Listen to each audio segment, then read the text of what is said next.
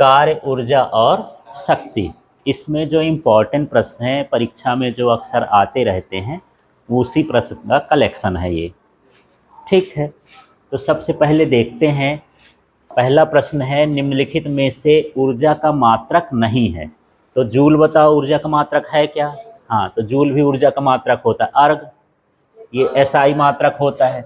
Electron volt भी एक छोटे कण की ऊर्जा का मात्रक होता है। तो इसमें क्या नहीं होता है? वाट। वाट किसका मात्रक होता है? शक्ति का। तो इसमें ये वाला ऑप्शन सही करेंगे। ये पूछा है कि कौन सा मात्रक नहीं। ठीक है, अगला देखना, यहाँ पर किसी निकाय की स्थिति ऊर्जा बढ़ेगी, है ना। तो यहाँ पर देखो क्या क्या ऑप्शन है। निकाय पर संरक्षी बल द्वारा किया गया कार्य, निकाय पर संरक्षी या असंरक्षी बल द्वारा किया गया कार्य, निकाय द्वारा संरक्षी या असंरक्षी बल के विरुद्ध किया गया कार्य। तो ये सिर्फ निकाय द्वारा संरक्षी बल के विरुद्ध किया गया कार्य होता है। अब संरक्षी बल में ये पढ़े थे कि जब उसका पूरा कार्य देखते हैं तो बंद पथ का कार्य क्या होता है? शून्य होता है। मतलब यदि आप किसी चीज़ को उस बल के विरुद्ध लाओगे तो वापस ले आएगा। जैसे मान लो मैं इस पेन की बात करता हूँ, यदि ज़मीन में रख दूँ और इसको ऊपर ले आऊँ, ठीक है, तो बल कहाँ लगता है इसमें? गुरुत्वाकर्षण नीचे, और मैं कहाँ ला रहा हूँ? ऊपर। तो जब इस बल के विरुद्ध मैं कार्य करता हूँ, बल के विरुद्ध कार्य कहला, एक दूसरे को उल्टा हुआ तो क्या कहलाया? बल के विरुद्ध। तो इसके अंदर कौन सी ऊर्जा आ जाती है? स्थितिज ऊर्जा। जब मैं इसको नीचे से उठा करके ऊपर लाता हूँ तो इसके अंदर कौन सी ऊर्जा आएगी? स्थितिज ऊर्जा। तो जो ये गुरुत्वाकर्षण बल होता है यह संरक्षी बल होता है। तो जो संरक्षी बल के विरुद्ध कार्य किया जाता है वही किस में स्टोर होता है? स्थितिज ऊर्जा में। ठीक है, जैसे मान लो स्प्रिंग को आप दबा दो फिर छोड़ दो तो फिर वापस आएगा अपने आप। तो उसके अंदर कौन सी ऊर्जा है? स्थितिज ऊर्जा। और उसके अंदर जो बल लग रहा है वो कौन सा बल है? संरक्षी बल। तो ऐसे रबर है, चुंबक का जो बल होता है, आवेश का बल होता है, पृथ्वी का बल होता है, इनके विरुद्ध यदि कार्य किया जाए तो सारा कार्य किस में बदलता है? स्थितिज ऊर्जा में। ठीक है, किस में बदलेगा? स्थितिज ऊर्जा में। जैसे आप किसी एक पत्थर को लुढ़का के भेज दो, अब वो वापस आएगा क्या? नहीं आएगा, वो संरक्षी बल नहीं है। संरक्षी बल वही है जो किसी वस्तु को पुनः वापस ले आए, है ना। तो यहाँ पर क्या ऑप्शन हो गया? निकाय द्वारा संरक्षी बल के विरुद्ध किया गया कार्य। अगला स्टेप देखो यार, अप्रत्यास्थ संघट। तो इसमें समझो यार, अप्रत्यास्थ संघट में क्या संरक्षित होता है?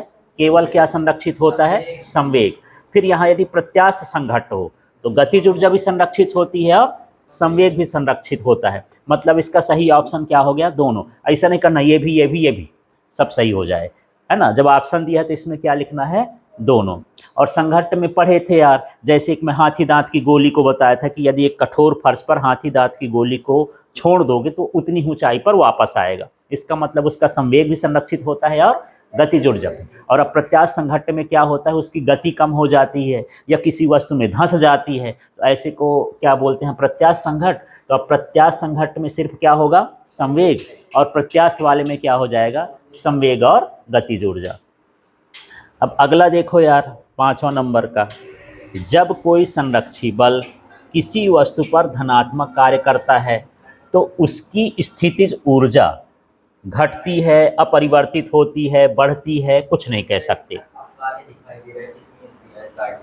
हाँ, ठीक है। अब इसमें देखो यहाँ पर ये कैसे हम पता करेंगे कि क्या है, तो थोड़ा सा समझना। जैसे ये पृथ्वी है, पृथ्वी बल कहाँ लगाती है? नीचे। तो मान लो कोई वस्तु है इधर, ठीक, इस वस्तु को मैं इधर ही लाऊंगा तब धनात्मक कार्य होगा, नीचे लाऊंगा तो क्या होगा?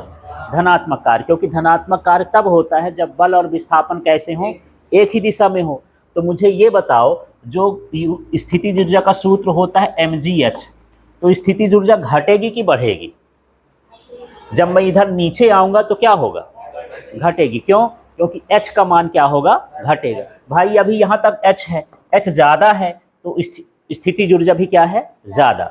और जब हम नीचे आएंगे तो h का मान क्या होगा? घटेगा। और घटेगा तो स्थितिज ऊर्जा भी क्या होगी? घटेगी। अब प्रश्न में चलते हैं। प्रश्न ये कहता है कि जब धनात्मक कार्य करेंगे तो स्थितिज ऊर्जा क्या होगी? धनात्मक कार्य करने के लिए मुझे कहाँ आना पड़ेगा? नीचे। नीचे आऊँगा तो h का मान क्या होगा? कम होगा, तो स्थितिज ऊर्जा का मान क्या होगा? घटेगा। ठीक है। जब ऋणात्मक कार्य करोगे तब स्थितिज ऊर्जा का मान क्या होता है, बढ़ता है। जैसे मान लो यहाँ पर घर्षण बल कहाँ, वो गुरुत्वाकर्षण बल कहाँ लगता है, नीचे। अब मैं जाना चाहूँ कहाँ, ऊपर, तो ये कौन सा कार्य होगा, धनात्मक कि ऋणात्मक, ऋणात्मक कार्य है। और जब ऋणात्मक कार्य होता है तो यहाँ पर देख रहे हैं कि ऊपर ऊंचाई h का मान क्या होगा, बढ़ेगा, स्थितिज ऊर्जा का मान बढ़ेगा। ठीक है, तो यहाँ पर यही समझना है, एक शब्द बदलने से सारा आंसर बदल जाएगा।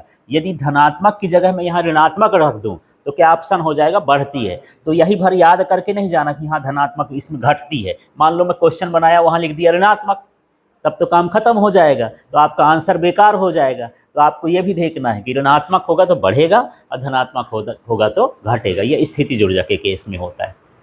ठीक है, तो चलो अब आगे वाला प्रश्न भी देख लेते हैं।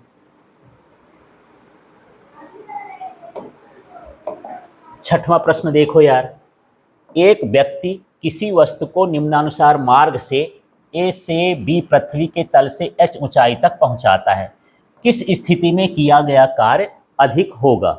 अब समझना, मान लो एक डब्बा था या कोई चीज़ था, मैं यहाँ से उठाया, फिर यहाँ से चला, यहाँ गया, यहाँ गया, यहाँ गया और यहाँ तक पहुँचा। ठीक है, तो मुझे ज़्यादा कार्य करना पड़ेगा कि मान लो मैं सीधे यहाँ से ऐसे लुढ़का करके ऊपर पहुँचा दिया, तो मुझे कार्य करना पड़ेगा ज़्यादा, या फिर मैं सीधे ऐसा चला जाऊँ तो ज़्यादा कार्य करना पड़ेगा। बताओ किस में ज़्यादा कार्य करना पड़ेगा, कैसे बराबर हो गया। हाँ बिल्कुल सही, सबकी जो ऊंचाई है, क्योंकि जो कार्य होता है बल गुणे क्या होता है, विस्थापन। हमको इसके टेढ़े मेढ़े रास्ते से मतलब नहीं है, हमको किससे मतलब है, विस्थापन से। और विस्थापन होता है प्रारंभिक स्थिति और अंतिम स्थिति के बीच की दूरी। तो सभी का विस्थापन कैसा है, समान। सब में h लिखा है, तो किया गया कार्य भी कैसा होगा, समान होगा। तो सभी में कैसा कार्य हो जाएगा, ये सभी में कैसा होगा, समान होगा, ज़्यादा कम ना होगा। ठीक है, आगे देख लेते हैं। धरातल पर किसी वस्तु की स्थितिज ऊर्जा होती है, तो ये फिक्स है। पृथ्वी पर स्थितिज ऊर्जा का मान क्या होता है, शून्य। क्यों होता होगा, सूत्र क्या होता है, mgh। h का मान क्या रहेगा, 0। जब h न रहेगा तो स्थितिज ऊर्जा भी नहीं रहेगी। ठीक है, तो धरती पर स्थितिज ऊर्जा का मान क्या होता है, शून्य। अब 8वां नंबर देखो, यदि पिंड का वेग 2 गुना कर दिया जाए तो उसकी गतिज ऊर्जा होगी, है ना। तो 4 गुना तो है, लेकिन इसका आंसर 4 गुना क्यों है। यदि मान लो यहाँ पर तिगुना कर देता तो कितना होता, है ना। तो देख लो, ये सूत्र होता है 1/2 mv²। तो v माने होता है वेग, तो यदि वेग का 2 गुना करोगे तो 2 का स्क्वायर, है ना। 3 गुना करोगे तो 3 का स्क्वायर, तो ये 4 गुना बढ़ जाएगा, 9 गुना बढ़ जाएगा, 3 गुना कर दोगे। तो इस सूत्र से हमको निकालना है इसका। ठीक है, तो तुक्का याद न करके उसका कारण भी हमको समझना है कि ऐसे क्यों होता है।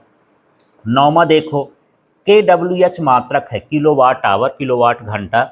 ये किसका मात्रक होता है, ऊर्जा का। और वैसे एक kWh का मान कितना होता है, ये होता है 3.6 गुणे 10⁶ जूल। तो जूल में ना लिख रहे हो इसको, तो जूल किसका मात्रक है, ऊर्जा का। तो kWh भी किसका मात्रक है, ऊर्जा का। ठीक है, वैसे बिजली का जो हम नापते हैं ना, इसको 1 यूनिट कहा जाता है, बिजली का मात्रक है ये। यूनिट कैसे निकालते हैं, यदि 1000 वाट का लोड 1 घंटे तक आप चलाओ तो आपका मीटर 1 यूनिट चलेगा। जैसे मान के चलो, ये पंखा मान लो 300 वाट का है, वो पंखा 300 वाट का है। ये जो बल्ब लगे हैं 100 वाट के हो गए, कितने हो गए, 700 वाट। और ये टीवी मान लो 300 वाट की है, तो कितने हो गए, 1000 वाट। यदि मैं 1 घंटे तक इन सारी चीज़ को चलाऊं तो मेरा मीटर कितना चलेगा, 1 यूनिट। वो 1 kWh कहलाता है। हाँ, 1 यूनिट कहलाता है। 1 यूनिट ये होता है, वही है। यदि 1000 वाट को 1 घंटे तक चलाओगे तो क्या होता है, 1 यूनिट। मान लो आप खूब नहीं चलाते हो, आप बोले सर मेरे पास 100 वाट का बल्ब है और दिन में मैं 10 घंटे ही चलाता हूँ। शाम को चालू करा, 10 घंटे, 10 बजे तक, माने 10 घंटे बाद में उसको क्या कर दिया, बंद कर दिया। तो 100 में 10 का गुणा करो, कितना हो गया, 1000, है ना। मतलब आपका वो बल्ब पूरे दिन में 1 यूनिट बिजली खपत करता है। कुल मिला के 1000 वाट हो जाना चाहिए। ऐसे जैसे मान लो इस कमरे में 500 वाट का लोड है ना, तो कितने में 1 यूनिट खपत होगी, कितने घंटे में खपत होगी, 2 घंटे में। माने 500 का हम क्या करें, उसको 1000 बनाएं। 1000 बनाने में जितना लगेगा उतना समय तक वो क्या होगा, चलेगा। उससे हम बिजली बिल निकालते हैं। तो मान लो हम यहाँ पर बोले कि यहाँ पर रोज़ 2 यूनिट की बिजली लग रही है ना। कितने यूनिट की, 2 यूनिट की। अब 30 दिन है तो कितना हो गया, 60 यूनिट। अब 60 यूनिट में ये हो गया कि 10 रुपये 1 यूनिट की कीमत होती है। तो कितना बिल आ जाएगा, 600। इस कमरे भर का 600 आ जाएगा। ऐसे निकालते हैं, ठीक है। तो ऐसा है, 1000 वाट का लोड 1 घंटे तक चलाओ, या 100 वाट का 10 घंटे तक चलाओ, या मान लो बोले हम ये एलईडी वाला 10 वाट का बल्ब लगाएंगे तो 100 घंटे तक चलाओ, तब क्या जलेगा, 1 यूनिट। इसलिए एलईडी बल्ब लगाते हैं क्योंकि कम बिजली खाता है वो। एलईडी बल्ब 10 वाट का है। देखो 100 वाट का बल्ब कितने घंटे जलाओगे, 10 घंटे, तो बिजली खत्म हो जाएगी 1 यूनिट, है ना। और 10 वाट का चलाओगे तो कितना चलाओगे, 100 घंटा, है ना। 24 100 को 96 लगभग 4 दिन बाद तुम्हारा 1 यूनिट जलेगा। और यहाँ तो एक दिन में 10 घंटा में 1 यूनिट खत्म हो जाएगा, ठीक है। ऐसा होता है। तो चलो फिर जब कभी आएगा इसका तो और बताएंगे। हाँ, यांत्रिक ऊर्जा का विद्युत ऊर्जा में रूपांतरण होता है, ठीक है। तो सेल की बात करते हैं। सेल जो है रासायनिक ऊर्जा को विद्युत ऊर्जा में बदलता है। सेल के अंदर केमिकल भरे होते हैं और फिर हमको क्या मिलता है, करंट मिलता है। तो ये कौन सी ऊर्जा को किस में बदलेगा, रासायनिक ऊर्जा को विद्युत ऊर्जा में। बल्ब बताओ, बल्ब को विद्युत देते हो, किस में बदलता है, प्रकाश ऊर्जा में। और पंखे में बताओ, हाँ, यांत्रिक ऊर्जा मान लो। विद्युत ऊर्जा किस में बदलती है, यांत्रिक ऊर्जा में। और जनित्र ही होता है जिसमें यांत्रिक ऊर्जा दो तो क्या बनाता है, विद्युत ऊर्जा, जनरेटर, ठीक है। समझ में आ गया। चलिए अब अगले हिस्से में पहुंचते हैं। तो ये खाली स्थानों की बात कर लेते हैं अब इसमें। किसी वस्तु पर किया गया कार्य उसके खाली स्थान में परिवर्तन के बराबर होता है। हाँ, तो ये कार्य ऊर्जा प्रमेय पढ़े थे ना। तो W = ये डेल्टा के होता है ना। किसी वस्तु पर किया गया कार्य किसके, गतिज ऊर्जा में परिवर्तन के बराबर होता है। ये कार्य ऊर्जा प्रमेय होता है। उसी की लाइन ये पूछ दिया, परिभाषा लिख के यहाँ पर खाली स्थान छोड़ दिया कि किसके परिवर्तन के बराबर होता है, ठीक है। और ये यहाँ भी भरने के लिए आ जाता है। मान लो यहाँ पर लिख दिया गतिज ऊर्जा, तो क्या बनेगा, किसी वस्तु पर किया गया खाली स्थान उसकी गतिज ऊर्जा में परिवर्तन के बराबर होता है। तब क्या भरोगे, कार्य, है ना। तो कुछ भी ऐसे खाली स्थान में पूछ देता है। अगला देखो, घर्षण बल द्वारा किया गया कार्य खाली स्थान होता है। तो घर्षण बल हमेशा कैसा कार्य करता है, ऋणात्मक, क्योंकि घर्षण बल गति के कैसा लगता है, विपरीत। वस्तु आगे जा रही है, घर्षण बल कहाँ लगता है, पीछे। तो बल और विस्थापन क्या हो गया, विपरीत दिशा में हो गया। तो कैसा कार्य हो जाएगा, ऋणात्मक, ठीक है। अब देखो, बंद पथ में संरक्षी बल द्वारा किया गया कार्य क्या होता है, शून्य होता है। और संरक्षी बल बात बताया कि जो गुरुत्वाकर्षण बल होता है ना, और प्रत्यास्थ बल होता है, प्रत्यास्थ हो जो उसको वापस ले आता है, चुंबकीय बल होता है, विद्युत बल होता है, ये संरक्षी बल होते हैं, ठीक है। जो वस्तु को अपनी पुरानी स्थिति में ले आए उसी को हम क्या बोलते हैं, संरक्षी बल।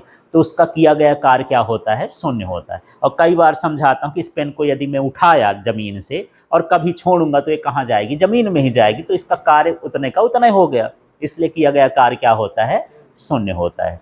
यदि यहाँ पर असंरक्षी कर दें तो शून्य नहीं होता है, ऐसे हो जाएगा, ठीक है। अब देखो, कार्य करने की दर को, अब यहां पर मैं दर हटा दूं, क्षमता लिख दूं, तब ऊर्जा, थोड़ा सा अंतर है, समझ में आ गया। कार्य करने की दर को शक्ति कहते हैं और कार्य करने की क्षमता को ऊर्जा कहते हैं, ठीक है। तो दोनों चीजें अलग अलग हैं, ध्यान रखना है।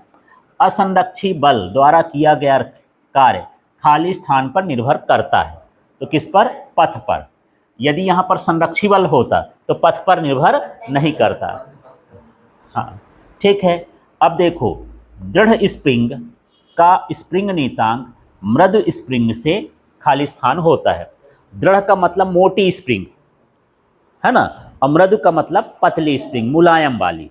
तो किसका स्प्रिंग नियतांक अधिक होगा, जो ज़्यादा मोटी होगी। तो बताओ इसमें क्या हो जाएगा, दृढ़ स्प्रिंग का नियतांक मृदु नियतांक की तुलना में कैसा होगा, अधिक होगा, ठीक है। यदि कठोर स्प्रिंग है, उसको दबाते हो ज़्यादा ताकत लगती है, इसका मतलब उसका स्प्रिंग नियतांक अधिक। ठीक, ये हो गया। चलो आगे कब देख लेते हैं।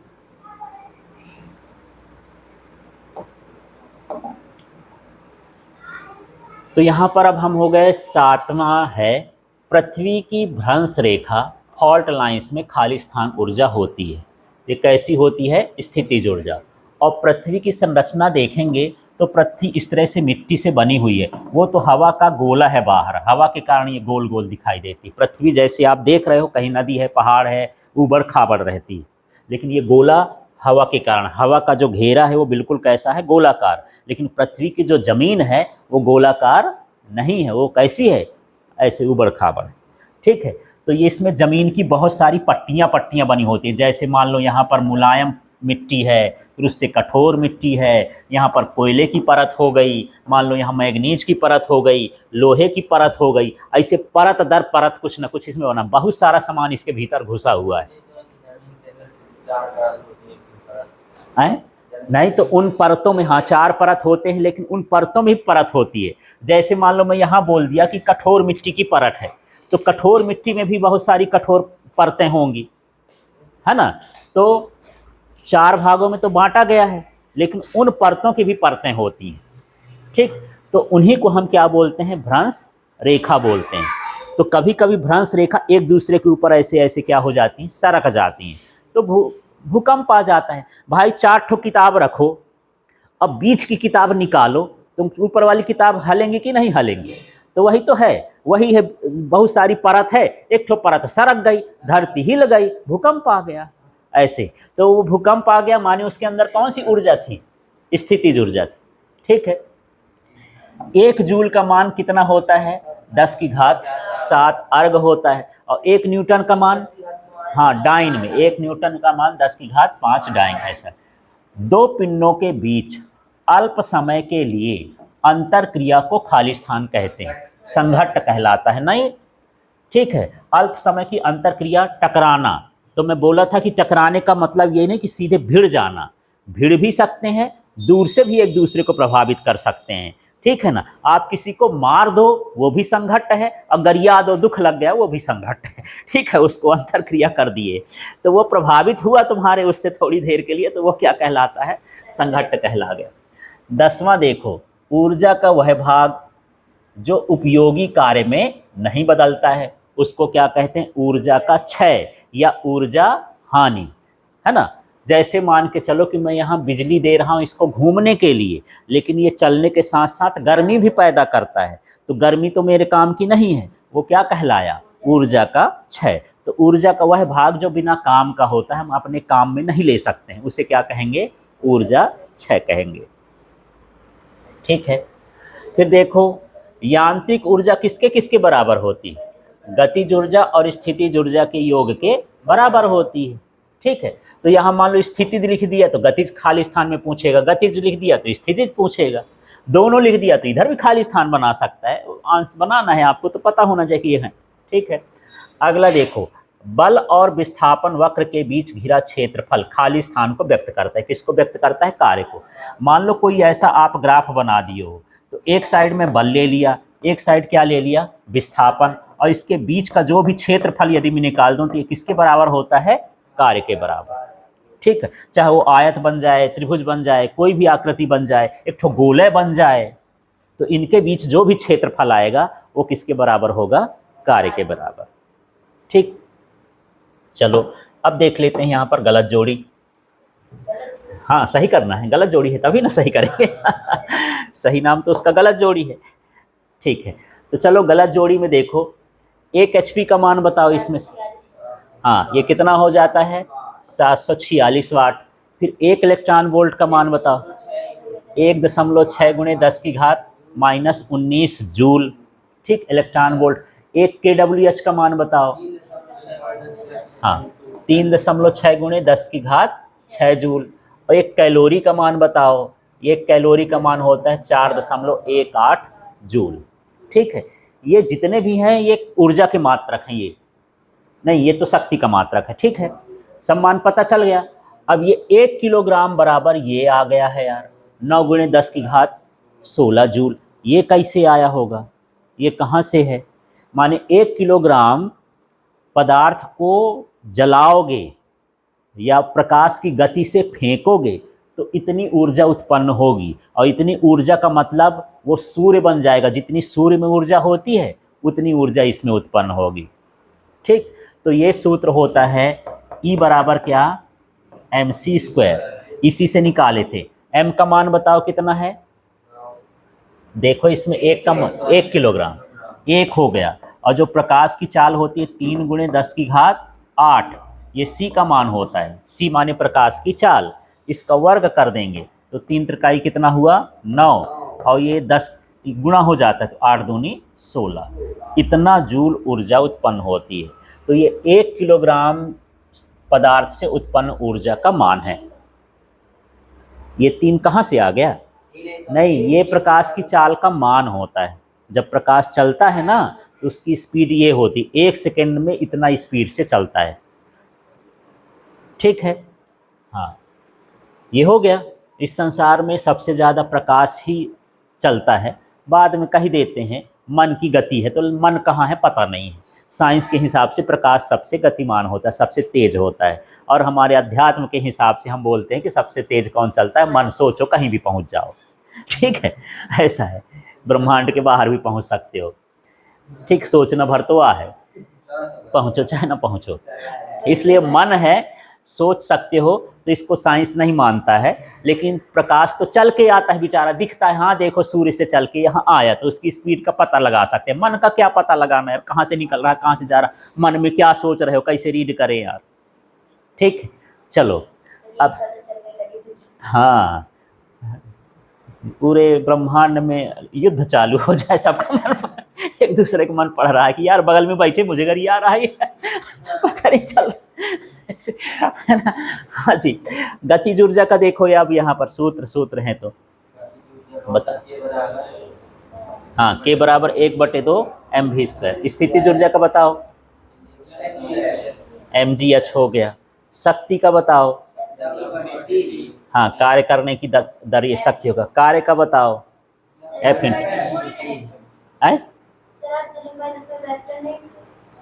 नहीं तो वेक्टर भी लगा सकते हैं। बल का जो कार्य का सूत्र होता है वो बल और विस्थापन का गुणनफल होता है। तो बल सदिश राशि है, विस्थापन भी सदिश राशि है। फिर इसको हम ऐसे लिखते थे ना, FD करके ये लिख देते FD cos थीटा।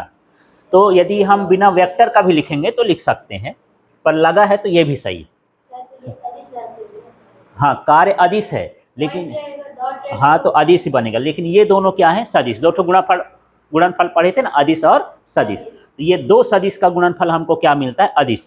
तो ये क्या है, सदिश, ये भी क्या है, सदिश, और कार्य क्या है, अदिश होता है। इसलिए इस गुणनफल को हम क्या बोलेंगे, अदिश गुणनफल। ठीक है, अब द्रव्यमान तुल्यता का बोलो यार। हाँ, ये MC आइंस्टीन का है ना द्रव्यमान तुल्यता समीकरण, इसी को हम क्या बोलते हैं, ये। इसमें बोला था कि द्रव्यमान को ऊर्जा में, ऊर्जा को द्रव्यमान में परिवर्तित किया जा सकता है, या द्रव्यमान ऊर्जा एक दूसरे के तुल्य होते हैं, बराबर होते हैं।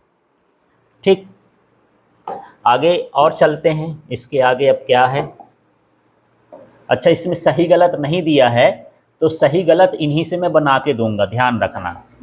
हाँ, एक वाक्य में उत्तर लिखना है। अब इसको देखो, यहाँ समझते हैं। यदि कोई मशीन 10 सेकेंड में 100 जूल का कार्य करती है तो शक्ति बताइए। तो कभी कभी हम सवाल है देख के, अरे सवाल है छोड़ो यार, क्या करना है इसको, पर सरल होता है। हाँ, तो शक्ति के सूत्र में जाओ। शक्ति का सूत्र क्या होता है, P बराबर W/T। तो यहाँ W का मान कितना है, 100, और T का मान कितना है, 10। भाग कर दिए, कितना आ गया, 10 वाट, इतना सा है। ठीक है, पर ये अब लगा लिए हो तब सरल लगने लगा, नहीं पहले कहाँ है यार, क्या पता क्या लगेगा, ऐसा हो जाता है। कार्य का SI मात्रक क्या है, जूल। तो कार्य के बहुत सारे मात्रक पढ़े हो आप, इलेक्ट्रॉन वोल्ट पढ़े हो, kWh पढ़े हो, अर्ग पढ़े हो, उसमें से जो जूल है वो उसका कौन सा मात्रक है, SI मात्रक। आगे देख, तो शक्ति का SI मात्रक यार, हाँ, शक्ति का SI मात्रक क्या होता है, वाट होता है। नहीं, ये उत्तर में अलग हो गया था तो मिला दिए बेचारे को।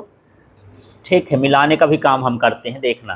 तो यहाँ पर उत्तर हो गया। अब ये क्या हो गया, जब बल और विस्थापन के बीच अधिक कोण हो तो कार्य की प्रकृति कैसी होगी?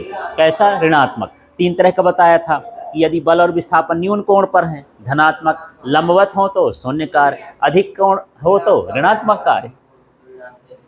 हाँ, तो ये मान के चलो, ये मान लो बल है, ये विस्थापन है, तो इसके बीच किया गया कार्य कैसा होगा?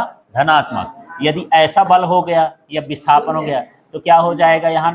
शून्य। और यदि इससे ज़्यादा हो गया तो क्या हो जाता है? ऋणात्मक। ठीक है, अब देख लेते हैं स्प्रिंग नियतांक का मात्रक लिखिए। तो स्प्रिंग नियतांक का मात्रक होता है न्यूटन प्रति मीटर। अब ये कैसे आया स्प्रिंग नियतांक की यहाँ परिभाषा भी बता दूँ। जब हुक का नियम हम पढ़े थे कि स्प्रिंग पर लगाया गया बल विस्थापन के समानुपाती होता है। मतलब यदि हमारे पास ये कोई स्प्रिंग है, ठीक है, ये सीधे रखी हुई है, यदि हम इसको खींचेंगे तो इसमें क्या लगाते हैं? एफ। तो जितना ज़्यादा बल लगाएंगे उतना ज़्यादा खींचेगी। इसका मतलब जो बल है विस्थापन के क्या होता है? समानुपाती होता है। फिर जब हम समानुपाती का चिन्ह हटाते थे तो क्या आता था? के। और इसी के को क्या बोलते थे? स्प्रिंग नियतांक। ये जो के है ना, ये क्या कहला? स्प्रिंग नियतांक। तो के बराबर निकालो यार, एफ बटे एक्स। ऐसे होगा ना, एक्स का पक्षांतर कर देंगे तो एफ का मात्रा क्या हुआ? न्यूटन। एक्स का मात्रा क्या हुआ? मीटर। तो स्प्रिंग नियतांक का मात्रा क्या बना? न्यूटन प्रति मीटर। मान लो स्प्रिंग नियतांक का बीमी सूत्र पूछता तो इससे बीमी सूत्र भी निकालते। एफ का क्या? ml2 - 2। और m का क्या हो गया? l। विस्थापन का l ना होता है, ये कट गया तो क्या बच गया? mt - 2। ये इसका बीमी सूत्र हो गया। यहाँ से परिभाषा भी हो गया। ठीक है, हाँ, स्प्रिंग के एकांक विस्थापन में लगाया गया बल बटे है। ठीक, तो ऐसा भी लिख सकते हो, स्प्रिंग पर लगाया गया बल और स्प्रिंग के विस्थापन के अनुपात को स्प्रिंग नियतांक कहते हैं, है ना। तो इसमें बहुत सारी चीज़ मैं बता दिया। यहाँ पर एक हुक का नियम भी आपको पता चल गया, क्या है? स्प्रिंग पर लगाया गया बल विस्थापन के समानुपाती होता है। यहाँ पर इसका आपको मात्रक पता चल गया, स्प्रिंग नियतांक का मात्रक क्या होता है? न्यूटन प्रति मीटर। इसका वो बीमी सूत्र भी पता चल गया कि इसका बीमी सूत्र mt - 2 होता है। इसकी परिभाषा भी पता चल गई कि ये क्या था? स्प्रिंग पर लगाया गया बल और स्प्रिंग का विस्थापन का अनुपात स्प्रिंग नियतांक कहलाता है। इस तरह से सारी चीज़ें इसी में आ जाती हैं, एक सूत्र से सब कुछ बन जाता है। अब द्रव्यमान ऊर्जा तुल्यता समीकरण लिखिए। E बराबर क्या हो गया? mc²। लेकिन जब भी सूत्र आए हमको जहाँ करके बताना है। E का मतलब क्या है? ऊर्जा। M का मतलब क्या है? द्रव्यमान। और C का मतलब क्या है? प्रकाश की चाल। किसमें? वायु में प्रकाश की चाल। और मान बने तो ये भी लिख सकते हो 3 × 10⁸ मीटर प्रति सेकेंड, ये इसका मान होता है C। ठीक है, तो इस तरह से यहाँ पर है। चलो आगे के हिस्से में और चलते हैं।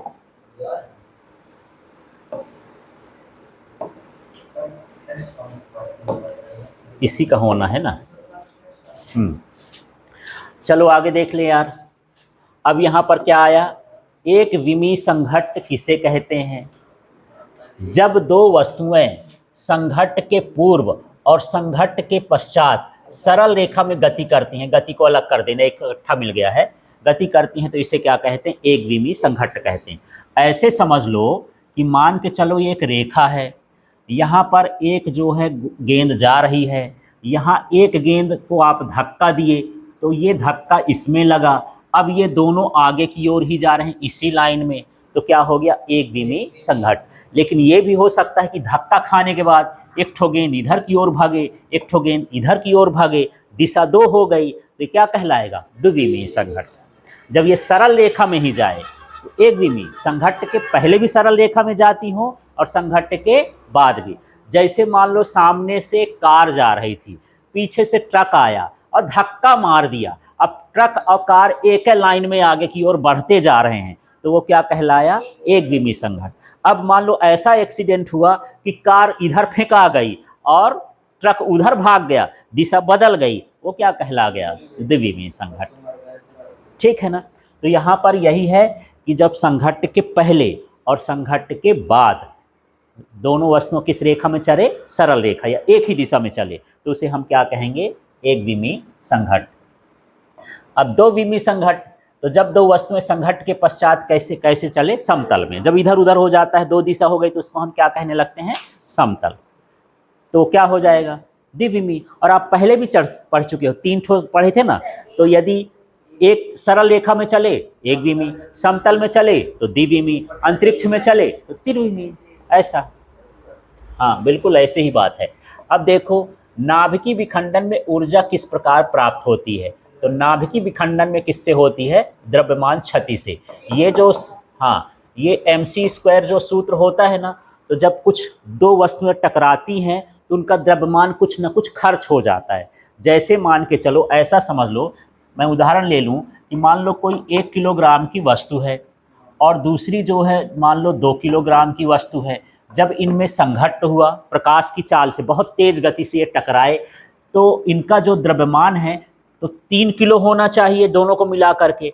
तो 3 किलो ना हो करके मान के चलो कि ये 2 किलो और मान लो 900 ग्राम है। 100 ग्राम लापता हो गया, तो कहाँ गया 100 ग्राम, तो वही 100 ग्राम किस में बदल गया, ऊर्जा में। हम पढ़े ना कि जो द्रव्यमान है उसको किस में बदला जा सकता है, ऊर्जा में। तो नाभिकीय विखंडन के समय, जैसे एटम बम एक तरह का नाभिकीय विखंडन होता है, परमाणु बम का नाम सुने हो ना, तो जब वो ऊर्जा देता है ना, और इतनी ऊर्जा देता है कि पूरा का पूरा शहर तबाह हो जाता है। वो 9 अगस्त 1945 और 6 अगस्त 1945 को नागासाकी और हिरोशिमा द्वितीय विश्व युद्ध के दौरान जापान में बम गिराए गए थे, है ना। तो वो शहर के शहर लगभग 5-7 किलोमीटर 10 किलोमीटर का एरिया, वहाँ तो अंधेरा छा गया था। हाँ, महीनों महीनों तक सूर्य का प्रकाश नहीं घुसा, लोगों के ये हाथ पैर के चीथड़े उड़ गए, ठीक है। हाँ, वो विकलांग होने लगे, उनका जीन ही खराब हो गया। आज भी ऐसी है कि वहाँ लंगड़े लूले अंधे ये हो गए, ये सब पैदा हो रहे हैं, क्योंकि जो हम लोग जीन ट्रांसफ़र करते हैं माता पिता, तो मान लो मैं रहा हूँगा, मेरे जीन को इफेक्ट कर दिया, आँख वाला ख़राब हो गया, तो मेरा बेटा जो होगा उसकी आँख ही न रहेगी। ऐसा जीन खराब होने से इस तरह से होता है। हाँ, कुछ बोल रहे हैं। जीन वो होता है जो हमारे गुणों को एक पीढ़ी से दूसरी पीढ़ी तक ले जाता है। जैसे मेरे इस तरह से हाथ पाँव आँख नाक कान आए तो मेरे को पिता से मिले, तो पिता जो ट्रांसफ़र होकर के आया वो उसका क्या कहलाया, जीन कहलाया। तो जो जीव जंतु होते ना, उन्हीं के माने माता पिता से उसको क्या मिलते हैं, जीन मिलते हैं, तभी वो गुण होते हैं। मान लो कोई जीन खराब हो जाए, दो चीज़ें से है। देखो मान लो किसी पिता की आँख जो है एक्सीडेंट से निकल गई, तो सोचेंगे कि इसका तो आँख ही नहीं है, तो बेटा भी क्या होगा, अंधा होगा। नहीं होगा, क्योंकि आँख निकली है, जीन हो खराब है।